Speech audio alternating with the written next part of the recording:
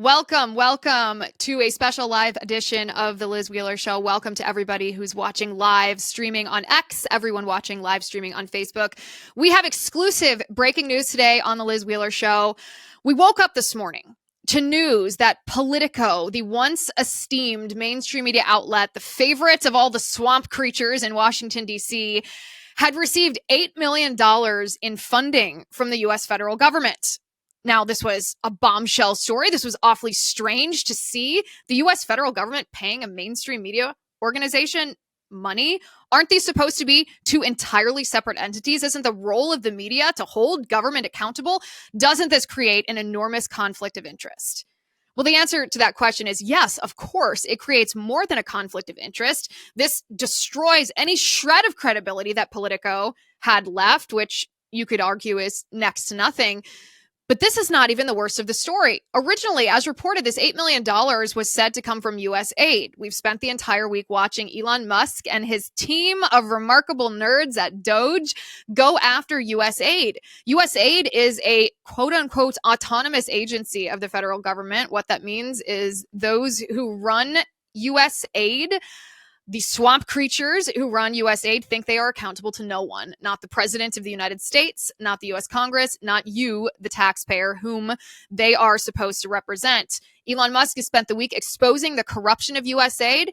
They operate ostensibly as if they're a humanitarian organization that just bolsters the development of democracy around the world, but that's not true. We covered this extensively on Monday. What U.S. aid actually is a front for the CIA. It's a front for regime change operations and color revolutions and propaganda efforts deployed overseas, which is bad enough, but it actually has been deployed against us, the American people. U.S. aid is the nexus of the censorship industrial complex, and any money that U.S. aid is spending domestically is being spent in the interest of manipulating your political views. This was the report that we woke up to, and could there be a more bombshell report? Well, the answer to that is yes. The team at the Liz Wheeler Show has uncovered that Politico has not only received $8 million, in fact, they have received $34.3 million over the course of the past 10 years, from 2015 until 2025. Conceptualize that amount of money, $34.3 million that federal government agencies have given to a media organization that claims to be objective. No such objectivity can exist when a media organization is being subsidized to the tune of $34.3 million. This, by the way, comes on the heels of an email that was sent from the executives of Politico to all of their staff yesterday. This email that was sent addressed the fact that Politico employees had not received their paychecks yesterday morning, the paychecks that they expected to receive, the paychecks that had never been missed in the history of Politico's existence as an organization. And so the executives sent this email explaining why payroll was missed to their employees. This is what they said. They said, "Dear team, Goalie and I want to address this morning's payroll issue directly. Due to what we believe to be a technical error, employees did not receive their paychecks as scheduled. We understand the urgency of this matter and sincerely apologize for the inconvenience. Our team is working diligently with our systems vendors and the bank to identify the root cause and implement a solution as quickly as possible. We will keep you updated as we learn more and work to resolve this problem as quickly as possible. Thank you for your patience and understanding. If you have any immediate concerns, please feel free to reach out directly." In other words, Politico's leadership is not only gaslighting you, the American taxpayer, they're gaslighting their own employees. They lost their funding suddenly because Elon is doging U.S. aid, and they're unable to pay their employees. So let me show you exactly how this was uncovered. There's a website, and we're going to bring this up on the screen here. There's a website called usaspending.gov. And if you go to this website, it's an official website of the federal government. It shows exactly where funding from the U.S. federal government goes to, who are the recipients of this funding. And if you type in a keyword such as Politico, which is what we did, you can see exactly what grants and awards and any kind of money that is sent to these organizations. So that's exactly what we did. We typed in Politico and we chose right here, you can see this in the middle of the screen, we chose all fiscal years. Because the thing about that $8 million report that we all woke up to this morning, that was only the money that was given to Politico from the federal government in the fiscal year 2024. That didn't include the past decade of subsidies that Politico has received from the federal government. So you choose all fiscal years and you scroll down, and what do you find? You find total awarded amount $34.3 million. $34.3 million is how much you find. So then, is it okay? Where exactly is this money coming from? What agency, what grant, what type of award is being given to Politico? Well, you can look that up as well. You go down and you see, first it shows you transactions over time. When did these grants begin? Well, you'll see on this little graph that those grants began in the year 2015. The year that Donald Trump descended that golden elevator and promised to make America great again. It was at that moment that the federal government started paying off Politico. Why? That's the million-dollar question. Why? But really, is it a million-dollar question, or do you know the answer as well as I do? Do we know for a fact that this is the federal government's way of paying Politico for not only soft coverage, but outright propaganda on behalf of the regime? So from 2015 until 2025, the amount of money given to Politico by the federal government grew. You'll see that it exponentially increased when the Biden regime took office. And which agencies paid off Politico? Well, this usaspending.gov helpfully tells us exactly which agencies were giving money to Politico. You can see it's the Department of Health and Human Services. Why would they be giving money to Politico? The Department of Education, the Department of Agriculture. And then, of course, the swampy sub-agencies specifically that were giving money to Politico. The FDA, the EPA, the CDC. Why would they be giving money to Politico? Well, the answer to this is it's no wonder that Politico was in perfect alignment. Every headline, every article that they published was in perfect alignment with the swamp's interests on stories of critical national importance. Take, for example, the lies, the vicious lies that Politico propagated about Hunter Biden's laptop story. They told you that Hunter Biden's laptop story smacked of Russian disinformation campaign. It wasn't real. It was Russian disinformation. That's what Politico published to you, because that's the official narrative of the intel community, the swamp, the uniparty, the Biden regime. It's not true, of course. The Hunter Biden laptop story is true. They knew it was true, and Politico conveniently served as the propaganda arm of the federal government. It was a vicious lie that arguably, and I would argue it was so, changed the outcome of the 2020 presidential election, causing Joe Biden to appear to be the victor instead of Joe Biden. Politico was so thoroughly subsidized by the U.S. federal government that yesterday they missed payroll. They weren't able to pay their employees. Then they claimed it was a technical glitch. But let me ask you, do you believe that? I don't believe that. Do you believe them after they've spent the last 10 years quietly receiving payoffs from the swamp and turning those payoffs into lies intended to manipulate how you view current events? Let me tell you, no Politico journalist who participated in this propaganda effort should ever be trusted again. Ever.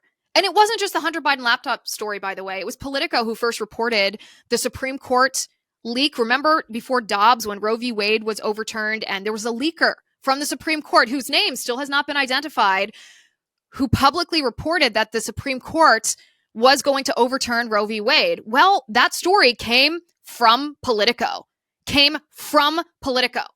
This story is so significant that the White House has released a statement regarding the $34.3 million that Politico has received from the federal government. Press Secretary Caroline Leavitt says this will no longer be happening. No longer be happening. We'll have video of that soon. It's breaking news. This is worse than you could possibly imagine when it comes to the corruption of the swamp. Mike Benz was right when he talked about USAID and other agencies of the federal government being political warfare, that they specialize in propaganda, in manipulating you, and that they pretend that they only use these skills abroad, but it's actually turned on us. He was right, and this is evidence of that. And I would call on every member of Congress to condemn this, because this is a litmus test. Do you think this is acceptable? Do you think it is appropriate? Do you accept the conflict of interest when the federal government pays off a mainstream media organization to the tune of $34.3 million? Now, you'll hear from some people in the swamp that this $34.3 million that went from the federal government, these different agencies, to Politico weren't payoffs. You'll hear a defense that says, these were subscriptions that federal government agencies paid to be members of Politico Pro, which is the behind the paywall service at Politico. And Politico Pro styles themselves as a premium subscription service. It runs to the tune of $10,000 a year. Can you imagine paying $10,000 a year just to get behind the paywall content from Politico? But let me tell you, if you're paying $10,000 a year for a subscription, that's not a subscription, that's a patronage. You are patronizing Politico Pro. And I encourage anybody who hears this defense that, this is just federal government employees paying for subscriptions to Politico Pro. Wait a minute. We are not talking about a $10,000 subscription, as egregious as that might be. We are talking about $34.3 million. $34.3 million. Are you telling me that it's anything other than insane that your money, your tax money, was laundered through the federal government agencies to Politico, and that Politico then responded by publishing articles that was favorable to the regime and was degrading and hateful towards you? This is essentially the definition of money laundering. Money is fungible. Money laundering is nebulous. We don't always have the advantage of having an email that says this $10,000 is for the big guy, like Hunter Biden's email once told us. Money laundering is intended to be camouflaged. So even accepting the argument for a moment, which I don't, but entertaining the argument for a moment that this was subscriptions. Okay, so it was subscriptions. It is insane that $34 million was used on subscriptions to Politico. And what would be the objective here? It's not because this many people in the federal government needed subscriptions to this extent. It's because this was a way of the federal government giving a substantial, significant, exorbitant amount of money to Politico because they knew it would incentivize Politico to give them the coverage that they wanted, the cover that they wanted, the cover-ups that they wanted. If your reader base is the federal government and the federal government cancels their subscriptions and it has such a significant financial impact on you that you aren't allowed to make payroll, that's the story. That's the story. And if your reaction to the swamp is, yeah, those subscriptions are expensive, but that's just the way that is, well, not anymore. Welcome to the new normal. Welcome to DOGE. Welcome to a world where swamp creatures aren't going to get away with corruption, that mainstream media organizations aren't going to be allowed to be subsidized by your taxpayer money while these mainstream media organizations are gaslighting you. We have video of Press Secretary Caroline Leavitt addressing this story. Let's take a look at it. Female. Pretty simple. Brian Glenn. Yes. USAID has gotten a lot of attention in the last couple of days with some of these bizarre things that we've been, taxpayers have been funding. Mm-hmm. Now it looks like there are a couple media outlets that have been dragged into this conversation as far as USAID funding as well. Does the president have any comment on that? So upon coming out here to the briefing room, I was made aware of the funding from USAID to media outlets, including Politico, who I know has a seat in this room. And I can confirm that the more than 8 million taxpayer dollars that have gone to essentially subsidizing subscriptions to Politico on the American taxpayers' dime will no longer be happening. The DOGE team is working on canceling those payments now. Again, this is a whole of government effort to ensure that we are going line by line when it comes to the federal government's books. And this president and his team are making decisions across the board on, do these receipts serve the interests of the American people? Is this a good use of the American taxpayers' money? If it is not, that funding will no longer be sent abroad, and American taxpayers will see significant savings because of that effort. Thank you. This is one of the most significant media scandals of this American century. That $34.3 million of your money was given to a mainstream media organization through federal government agencies. And yes, it was in, whether it be spoken or unspoken, agreement that this mainstream media organization, Politico, a captured institution, would publish headlines and articles and stories ostensibly, objectively, but in reality used to prop up a regime that hates you. But we're in the golden era of America, the new golden age, where this is no longer acceptable. This is no longer accepted. This is no longer the reality. It's over.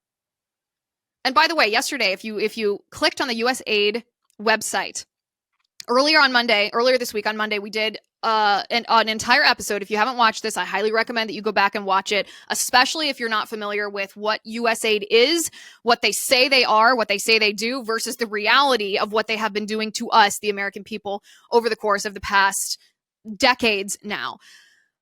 But would USAID be abolished completely under Elon Musk's new DOGE effort, or would it just be scaled back and the corruption rooted out? I think we have the answer to that. If you click on the USAID website today, and I assume USAID employees all around the world are doing that, you will find the following message posted. On Friday, February 7th, 2025, the message reads, at 11:59 p.m. Eastern Time, all USAID direct hire personnel will be placed on administrative leave globally, with the exception of designated personnel responsible for mission-critical functions, core leadership, and specially designated programs. Essential personnel expected to continue working will be informed by agency leadership by Thursday, February 6th at 3 p.m. Eastern. For USAID personnel currently posted outside the United States, the agency, in coordination with missions and the Department of State, is currently preparing a plan in accordance with all applicable requirements and laws under which the agency would arrange and pay for the return travel to the United States within 30 days and provide for the termination of PSC and ISC contracts that are not determined to be essential. So let me make that very clear. USAID employees that are not deemed to be essential to the function of the American government are all fired. Whether you work here, whether you work abroad, your era of political warfare, which you've been waging against the American people, teaching tech companies how to censor us, teaching mainstream media organizations how to stage counter-propaganda or pre-propaganda efforts in order to manipulate our political and social and cultural and religious behavior is over. You are done.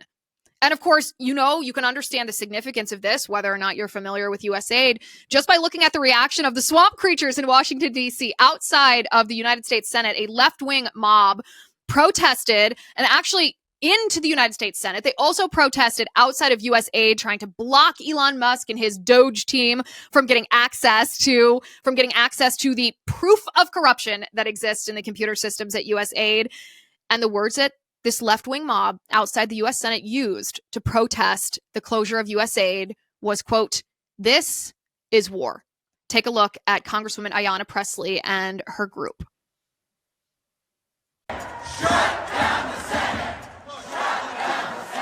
Shut down the Senate is what they're... Shut down the Senate. Has always been greater than the people in power. That was true in Seneca Falls. That's right. That was true in Selma. That was true at Stonewall. Right. And it will be here true today. This is an unprecedented moment, a constitutional crisis, but we will match their energy. With unprecedented organizing, mobilizing, agitating, we will see you in the courts, in Congress, in the streets. Elon Musk is a Nazi nutball baby.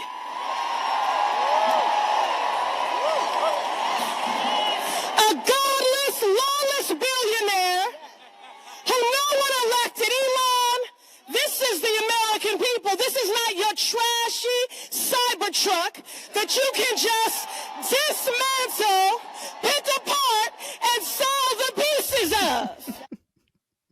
So angry. The move of desperation, this is the tell. If you're a poker player, this is the tell. When they have nothing else to say, they have no excuse they can give, no argument to offer the American people. They go, he's a Nazi. He's a Nazi and he's a billionaire and we should get him. He's a Nazi. He's not a Nazi.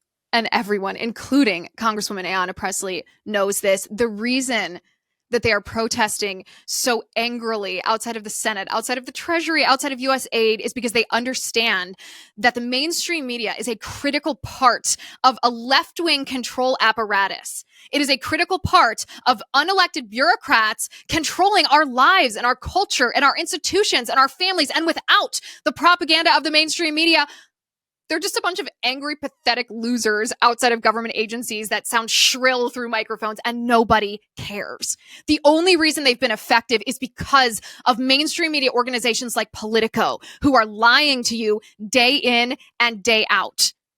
But here's the funny part of it. Elon Musk and his team at DOGE have been asking federal bureaucrats, people who've been in the government 10, 20, 30 years, who feel entitled to their positions. They feel entitled to control you with no accountability. These 19, 20, 21, 22, 23, 24-year-old guys, these bros, these DOGE bros of Elon Musk, have been challenging 30-year Washington, D.C. swamp bureaucrats on why do you do what you do? Why should we allow you to keep working? Justify your job. And it's almost exactly like a scene from your favorite sitcom. I'm going to show you that video in just a moment. But first, we have all seen the headlines: cyber attacks on our power grids, drones in the sky, violent attacks on everyday Americans. The ugly truth is that no leader, no matter how great, no system can protect you from everything all the time. And the last thing I want is to be standing in line depending on help from who? Help that may never come. And when crisis hits, food is always the first casualty. Everyone needs it, and panic buying makes things worse. That's why I've made sure that my family is prepared with My Patriot Supply. Their 4-week emergency food kit gives you the nutrition you need to stay strong in the midst of a crisis. With 2,000 calories per day and 100% of your daily value of 12 essential vitamins and minerals, this kit keeps you going when every meal matters. Right now, they're offering $50 off their 4-week food kit. Go to preparewithliz.com to grab yours. Don't put this off. Now is the time to prepare. That's preparewithliz.com to get your 4-week food kit today. Preparewithliz.com. One of the best scenes that ever came out of one of the best sitcoms ever to air in the United States of America, and I'm of course talking about The Office, is the scene when Creed, the nutty old man that sat in the back corner, which I think is undercover, he's undercover, the funniest one on The Office, when he was asked, what exactly do you do here? And this was Creed's response to that question. Take a look. I'm really looking forward to sitting down with you and finding out more about what you do here. Anytime. Yeah. What do you do here? Excuse me. What is wrong with this woman? She's asking about stuff that's nobody's business. What do I do? Really, what do I do here? I should have written it down. Qua something.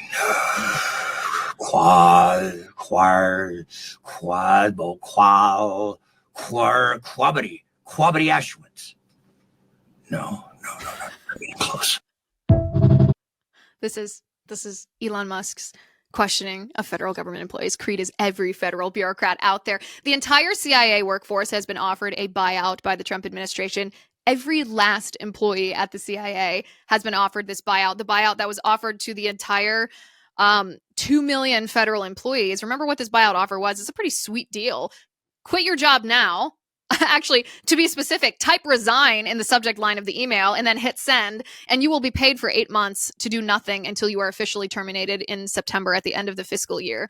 Apparently, 20,000 federal employees have accepted buyouts so far, 20,000 out of 2 million. Not quite enough, but that's a sizable number. Today is the last day for federal employees to take this buyout. And here's the funny part of it. Some of these federal employees are not accepting this offer, and it just shows you how stupid they are, because they're going to be fired. This was just a nice way of making the firing a little less harsh in the public eye, saying we'll pay you to leave if you go quietly, but they're going to be fired one way or the other. And now maybe we won't have to pay them so much because they're going to be fired without the 8-month paycheck that would come with the buyout. We'll have to see how the CIA responds to this. An interesting report out of the White House says that J.D. Vance is telling the story that every day since Trump has taken office, he's gathering his team around him and asking his team, how many days do we have left? And I find this story to be so chilling and so remarkable, because think about Trump asking his team, how many days do we have left, compared to the expectations that are typically put on a presidential administration. Oh, the first year is just getting their feet wet. The second year is the midterm elections. The third year is when you really get stuff done. The fourth year is re-election. Not anymore. President Trump is taking every single day. His shock and awe campaign wasn't just for show at the beginning, this proverbial first day of executive orders. He is fulfilling every single promise and more that he gave the American people on the campaign trail. As the kids say these days, Trump has come to play. Donald Trump was asked in the Oval Office yesterday about reports that Iran is attempting to send assassination teams to theoretically murder Trump or someone around him in retaliation for Trump taking out Qasem Soleimani during his first administration. And this was President Trump's response to that question. Take a listen. Why say that you're unhappy to sign it if it's Iran and their proxies who have threatened to retaliate against you and your team by killing you guys for taking out Soleimani? Well, they haven't done that, and that would be a terrible thing for them to do, not because of me. If they did that, they would be obliterated. That'd be the end. I've left instructions. If they do it, they get obliterated. There won't be anything left. And they shouldn't be able to do it. And Biden should have said that, but he never did. I don't know why, lack of intelligence, perhaps. But he never said it. If that happens to a leader or close to a leader, frankly, if you had other people involved also, you would call for total obliteration of a state that did it. That would include Iran. So I'm signing this, and it's a very powerful document, but hopefully we're not going to have to use it. Listen, if it wasn't clear before this, it is crystal clear now that Donald Trump was born for this moment. And I don't say that lightly. I don't say that as someone who is a typical cheerleader of a politician. I say that objectively. We talked a couple of weeks ago about how this Trump in 2024 is very different than Trump in 2016, even different than Trump in 2020. And one of the biggest differences is that Trump is completely calm. Trump is completely in command. It's simply not possible to emotionally trigger Trump right now, whether it's a comment from the mainstream media, something unexpected that happens either politically or internationally, whatever it may be. He's completely he's resolute. He is the sharpest that he has ever been. And the reason is because of the clarity that he got when that assassin's bullet grazed his ear, and he realized that not only was he saved by the hand of Almighty God, he was saved for this moment. He was saved for this reason. And I thank God every day that he was. Trump says yesterday during a press conference with the Prime Minister of Israel, Benjamin Netanyahu, that the U.S., in fact, will take over the Gaza Strip in the midst of all this conflict. Take a look at this unexpected announcement from the 47th president. The U.S. will take over the Gaza Strip, and we will do a job with it, too.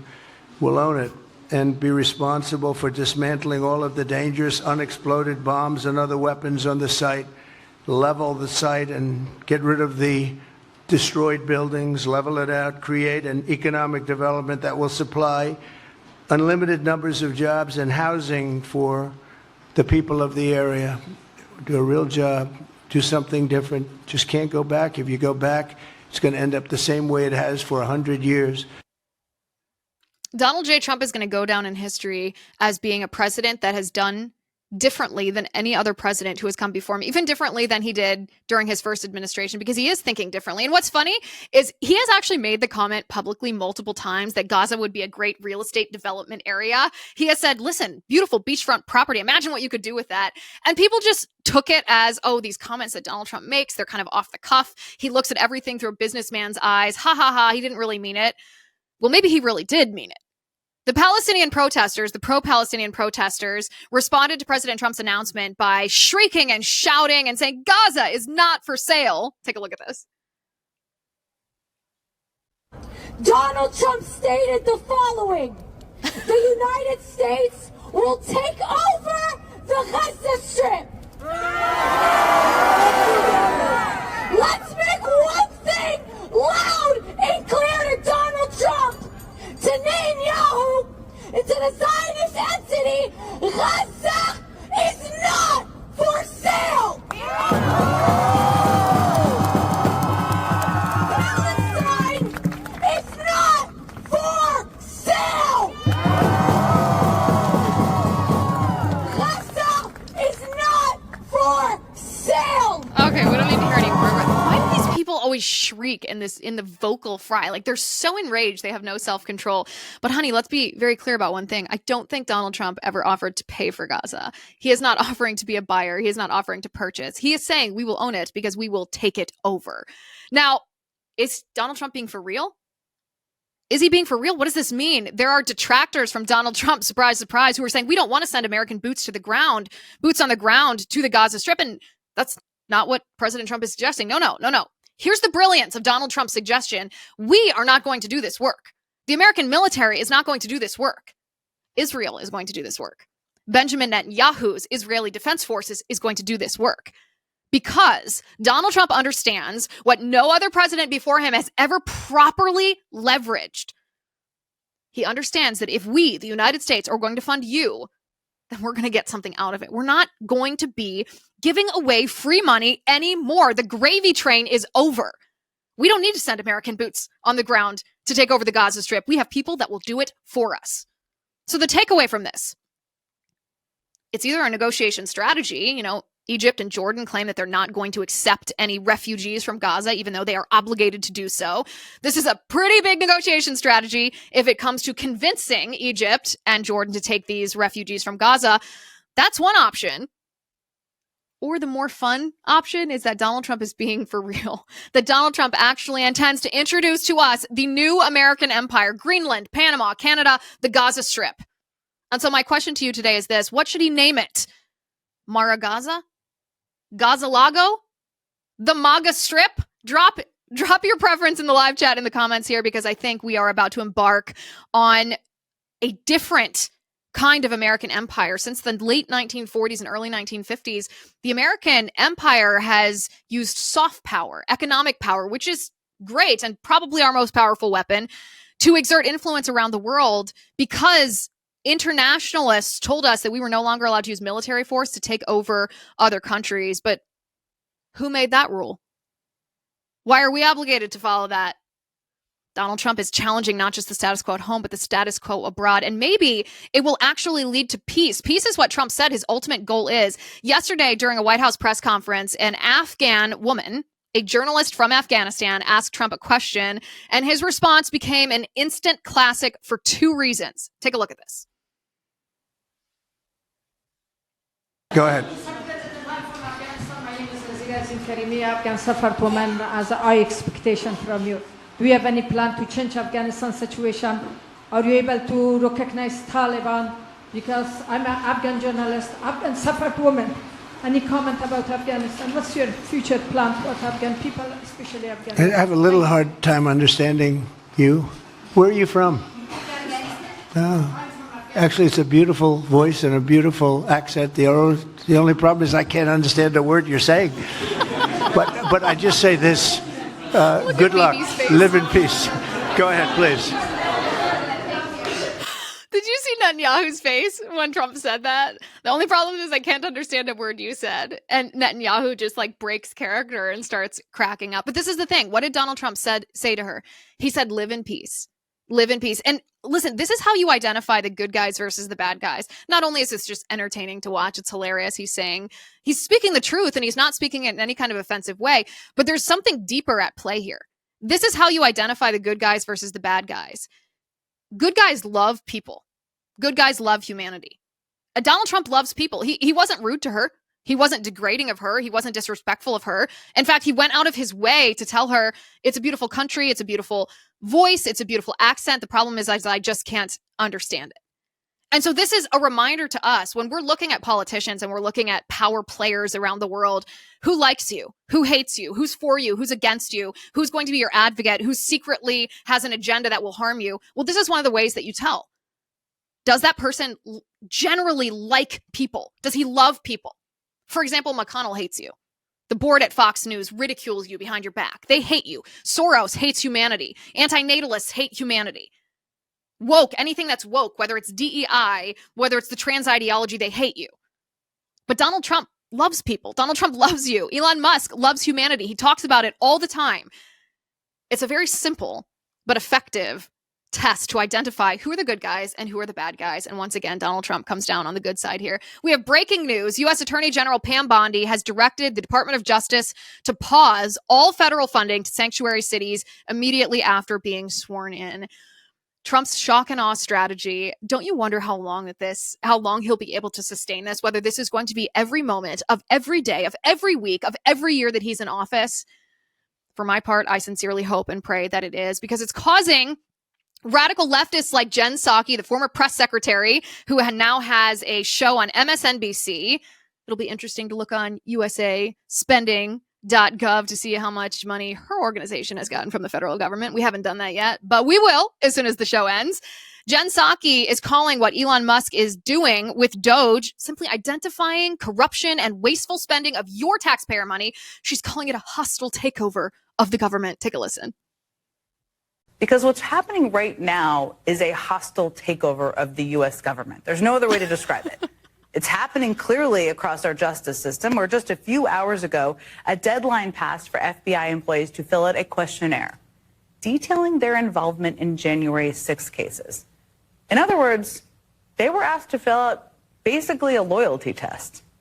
That comes after an unprecedented purge of the FBI on Friday night, when the Trump administration forced out top FBI career officials, multiple FBI field office leaders, and a number of DOJ prosecutors who worked on January 6th cases. But of course, as you all know, it's not just law enforcement where there is a hostile takeover of the government. And it's not a takeover at the hand of Trump alone. I mean, this takeover is also happening at the direction of his unelected best friend, Elon Musk. His latest target was the United States Agency for International Development. And that agency is the one that not only leads on humanitarian assistance around the world, but also works to combat corruption and foreign aid programs. It's a big part of what they do. I kind of see how that could make Elon Musk a bit uncomfortable. So what do you think he did? You may already know. Well, he removed two of the top leaders of the organization who wouldn't do his bidding over the weekend. And then overnight, last night, employees received an email ordering them not to come into the office today. They weren't given a reason or any sort of rationale. They were basically just told not to show up. Many were even blocked from the system and locked out of their email accounts. Okay, so first of all, a word that the left uses all the time that has recently become one of my favorite words is unprecedented. They act like unprecedented is something bad. Unprecedented. It's never happened before. The implication being that it should never happen. Actually, what we want in the federal government is something that has never happened before. We want swamp creatures held accountable. We want corruption uncovered. We want abuse of taxpayer money and abuse of government bureaucrats aimed at us held to account. We want this done. We want an unprecedented administration. So yeah, Jen Psaki, it actually is a hostile takeover of government, because it's a hostile, or these government officials who are being held accountable are hostile towards us, towards you watching and me. And yeah, it's really unprecedented, and I'm here for it every moment. I almost like watching Jen Psaki in these moments because she thinks of herself as such a smooth liar, but truthfully, she doesn't understand where the American people are on these issues. Congresswoman Jasmine Crockett, however, is even better than Jen Psaki at betraying what the left thinks of you. And again, remember that litmus test we just mentioned, that the good guys love humanity. The good guys like you. They generally enjoy being around people. Think of Donald Trump at the McDonald's. He wanted to know how that fry cook cooked the fries. He was interested in being there. He respected that person as a human being. He probably thought he was interesting. Same in the garbage truck when Donald Trump pulled up. He was interested in what truck drivers and garbage collectors do for a living. He likes people. The left, of course, doesn't like you.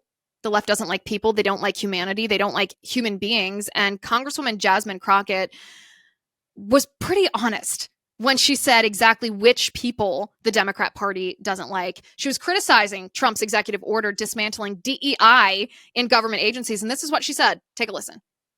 That's what's happening right now. I am tired of the white tears. Listen, if you are competent, You are not concerned. When I walk into Congress every single day, you know why I don't feel a way and why you can't make me doubt who I am is because I know that I had to work 10 times as hard as they did just to get into the seat. When you look and you compare me to Marjorie Taylor Greene or me to Lauren Boebert, there is no comparison. And that is the life that we have always lived. So the only people that are crying are the mediocre white boys that have been beaten out by people that historically have had to work so much harder. This is why they don't want us to have education.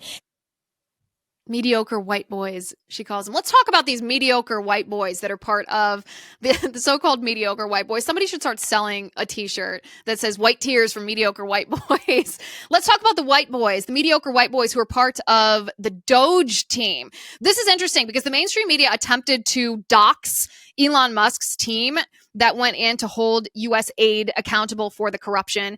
And this made DOGE's effort made the left so mad that they doxed these individuals part of Elon Musk's team in an effort to intimidate them, to frighten them, to ultimately threaten them with death. So first, this is the response from the left. I'm going to bring up a tweet here that says these engineers at DOGE should be blacklisted from all tech companies for life. So they want to punish these people. They want to ostracize them, these employees of Elon Musk, simply because they work for DOGE. They work on this effort.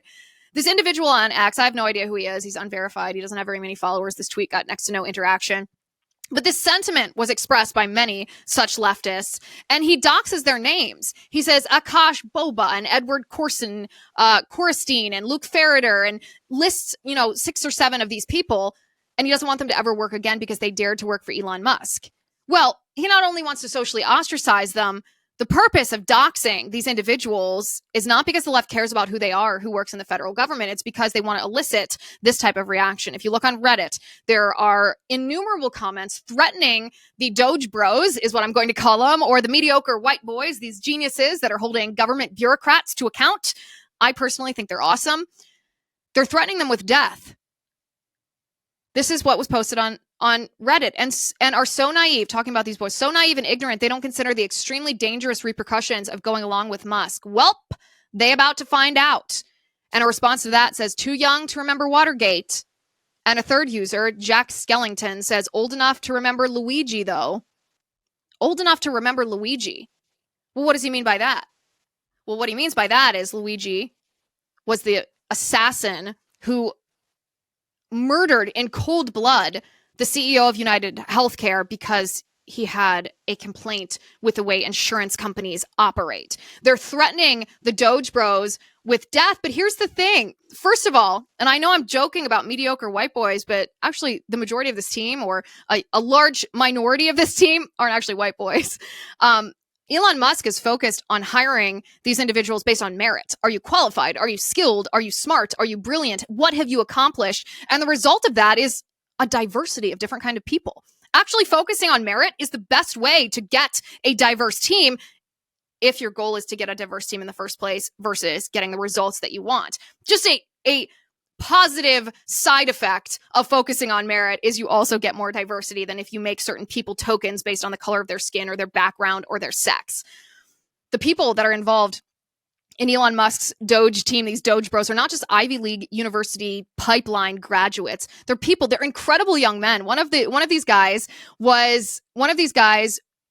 deciphered an ancient Greek scroll that had flummoxed even the smartest minds for centuries. And he along with a team of others, actually deciphered this and figured this out. So it seems to me that maybe these young guys are actually incredibly smart and are there based on merit, but the left hates them.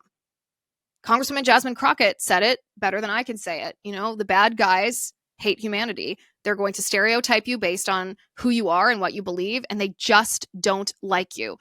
We have additional breaking news here before we get to Trump's another executive order coming from Trump. But breaking news, Guatemala's president strikes a deal with Secretary of State Marco Rubio to accept migrants from other countries who are deported from the United States. This means that there are now 2 countries, Guatemala and El Salvador, who are willing to accept migrants who are oftentimes claiming asylum, ostensibly refugees, but they're not. They're faking it.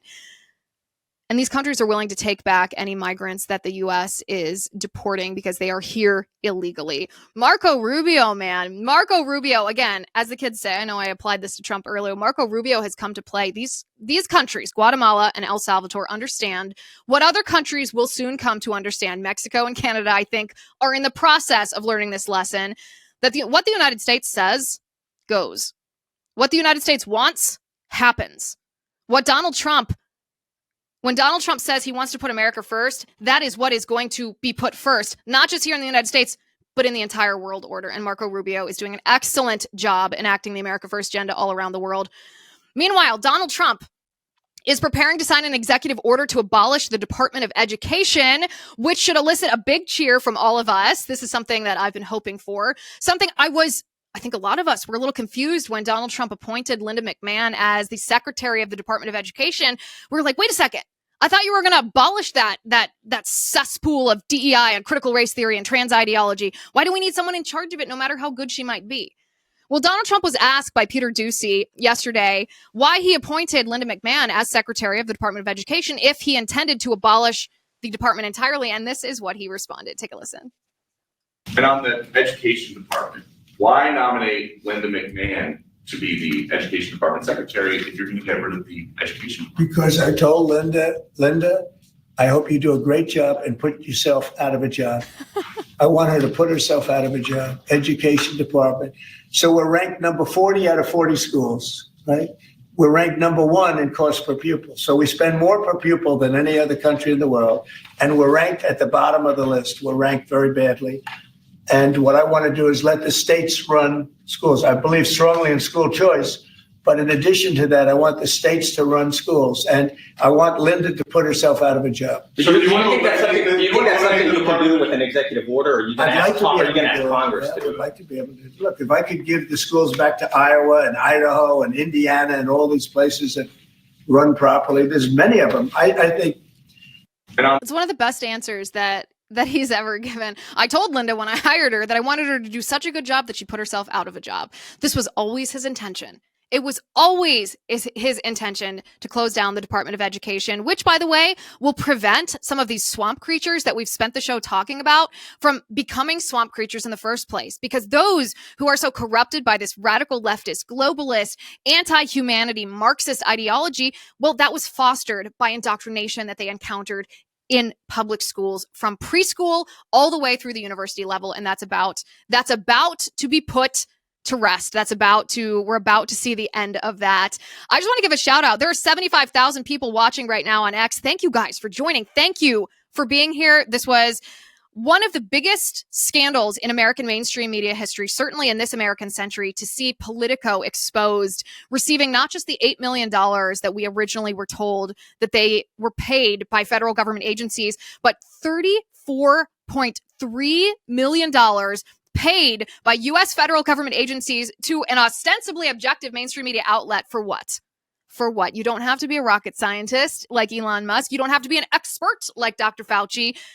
You know, and I know exactly why they were given that money. They were given that money as a payoff. They were given that money to act as the propaganda arm of the regime, the Biden regime, the regime that hates you, the regime that wanted DEI, the regime that wanted to trans your kids, the regime that didn't care that you were paying more for gas and groceries, the regime that was devaluing your dollar while you were suffering, the regime that hates you so much that they throw you in jail for protesting outside of an abortion clinic, that entraps you outside the Capitol on January 6th, where you are raising your voice in righteous indignation because the 2020 presidential election was stolen, and you know it, and I know it. This regime hates you. And they used a mainstream media outlet to lie to you and to manipulate you. They paid them $34.3 million to do that. And then they had the audacity today to make a defense. Well, this is just subscriptions. Our premium subscription service is $10,000. These are federal government employees that need to read our reporting. No. That is exactly the nature of the swamp. It's the nature of money laundering. Money's fungible. Money laundering, therefore, is nebulous. If you get that paycheck, if you cut that paycheck, they know what that paycheck is for. The federal government knows what that paycheck is for, and you and I know what that paycheck is for. We don't have to have an email accompanying it that says that $10,000 is for the big guy. We know exactly what it's for. Politico is incentivized, whether explicitly or implicitly, to serve as a propaganda voice for the federal government with Biden in charge against Donald Trump. And thank goodness the White House is the quickest responding White House that I have ever seen, and they are already promising that these payments will come to an end. We are doging the federal government as we speak, thanks to the support of you. Thanks to the support of Elon Musk, not just with his efforts on DOGE, by the way, but we broke this report on X. We broke this report in the land of free speech, where you can fact check yourself, you can verify yourself, you can speak to the largest audience possible, where merit reigns. If your content is good, your content is king.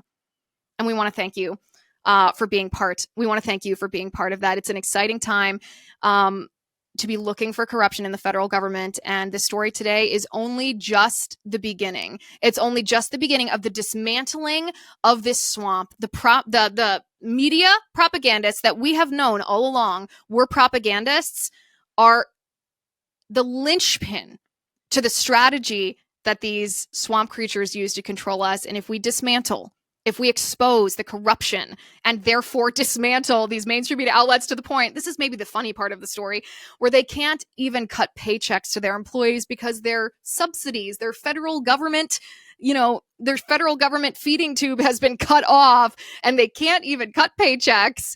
Well, if they can't cut paychecks, their employees aren't going to be able to publish their headlines. If those headlines aren't published, then the Democrats don't have their apparatus of control and their whole house of cards comes falling down. And let me tell you, I think I speak for you as well as me. I am here for it. I am here for this new golden age of America. I am here to make America great again. I am here for you and for me to be the media. Thank you all for watching today. Thank you for tuning in. Share this with your friends. Make sure you're subscribed on youtube.com/Liz Wheeler. Of course, follow along on X at x.com/Liz_Wheeler. Go ahead over to Apple Podcasts and Spotify. Hit subscribe on those platforms in case you're in your car, on your way to work, dropping off the kids, you throw an AirPod in, you want to listen to audio. We appreciate your support. As always, I'm Liz Wheeler. This is The Liz Wheeler Show.